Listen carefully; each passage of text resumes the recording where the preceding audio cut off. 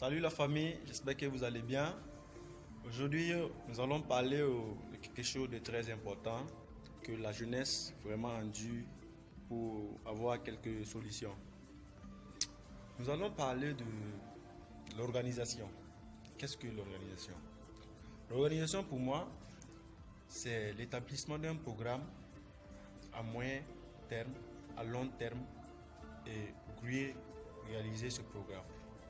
Oui, c'est important d'établir souvent des programmes pour pouvoir aller vers ses rêves. C'est important de réaliser un objectif pour pouvoir dire qu'on a atteint ses objectifs. Oui, prenons l'exemple des jeunes qui se plaignent à longueur de journée parce qu'il n'y a pas de fonds de départ ou qu'il n'y a pas d'appui, de l'aide de l'État à quelque part. Oui, c'est dur, c'est vrai, mais on peut y arriver. Si on se donne des objectifs, si on fait un programme à moyen terme, à long terme, et c'est comme ça. Oui, je vous dis la vérité. Je prends un exemple. Imaginons quelqu'un qui veut 100 000. Qu'est-ce qu'il doit faire pour l'avoir? Il doit établir un programme pour essayer de voir c'est en combien de temps je peux accumuler ces 100 000. Je peux prendre les 100 000, diviser par 30 pour voir par jour tu dois avoir combien comme économie pour pouvoir avoir tes 100 000. Tu peux prendre les 100 000, diviser par 12 pour voir dans l'année, il me faut cotiser combien pour avoir mes 100 000. Tout est possible si vous êtes organisé, quel qu'en soit le montant que vous gagnez par mois, vous allez pouvoir épargner et diminuer votre train de vie pour pouvoir vraiment réaliser ce qui vous inspire. Vraiment, quand nous parlons d'organisation, c'est de pouvoir vraiment épargner, puisque l'organisation se base sur quelque chose. Je vais me baser sur l'épargne et pouvoir réaliser les petits projets dont on a toujours rêvé. Prenons un exemple.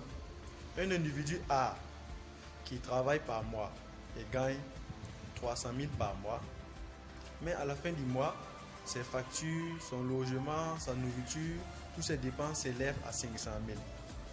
Donc nous constatons que il y a un manque de 200 000 à quelque part. Son salaire c'est 300 000 et ses dépenses mensuelles s'élèvent à 500 000. Nous voyons que ce dernier est endetté de 200 000. Chaque mois, lui, il a une dette de 200 000. Donc s'il n'a pas de revenus supplémentaires ailleurs pour pouvoir combler ce vide, vraiment, il y a quelque chose qui ne va pas à ce niveau. Maintenant, prenons un individu B qui travaille 150 000 francs par mois et à la fin du mois, ses dépenses s'élèvent à 75 000 francs. Cela signifie qu'il y a une réserve de 75 000 francs qu'il peut épargner s'il veut ou investir dans un autre domaine qui va lui rémunérer une autre source de revenus. Nous voyons que ce n'est pas le chiffre qui compte, mais ce qui compte, c'est l'organisation et les dépenses. Dans cette perspective, nous devons maintenant réduire notre train de vie pour que nos dépenses soient en dessous de notre salaire mensuel. Donc nous devons diminuer nos dépenses. Nous devons freiner revenus pour qu'on puisse avoir un avenir meilleur. Pour qu'on puisse dire oui, on a réalisé nos petits projets. Pour qu'on puisse dire oui, nos enfants seront en sécurité. Pour qu'on puisse dire oui, vraiment, on a eu une vie inspirante. Donc sans l'organisation, je pense qu'il y a quelque chose qui ne va pas aller. Ne vous plaignez pas, soit disant que oui, on gagne l'argent, mais ça finit. Ça finit dans quoi? Chaque jour avant de dépenser, essayez d'éliminer les dépenses inutiles. Je vois des gens, à chaque occasion, ils se mettent à dépenser seulement. C'est pas normal qu'on puisse dépenser sans penser. C'est ça. J'ai un ami qui dit souvent à notre jeunesse que oui, Joseph, nous on pense pas, on dépense. Et c'était un slogan vraiment qui nous mettait dans la rue, puisque quelqu'un qui ne pense pas mais il dépense, il ne limite pas ses dépenses. Donc c'est vraiment risqué. Donc ne soyons pas comme ce dernier. Un big up à lui, actuellement il est à Banfora.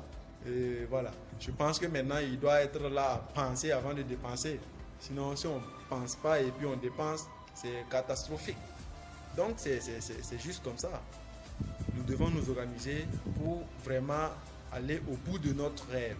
Si tu veux faire de la peinture et tu vois qu'il n'y a pas un moyen pour commencer, va derrière un peintre et demande-lui vraiment que tu veux travailler avec lui, même sans salaire, juste pour apprendre le métier.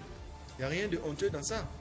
Au contraire, tu vas te former en quelques mois, tu vas sortir vraiment avec un talent de ouf.